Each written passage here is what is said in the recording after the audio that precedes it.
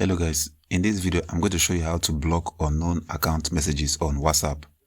To do that, open your WhatsApp app, click on the three dot menu at the top right corner, go to settings, click on privacy, scroll down and click on advanced.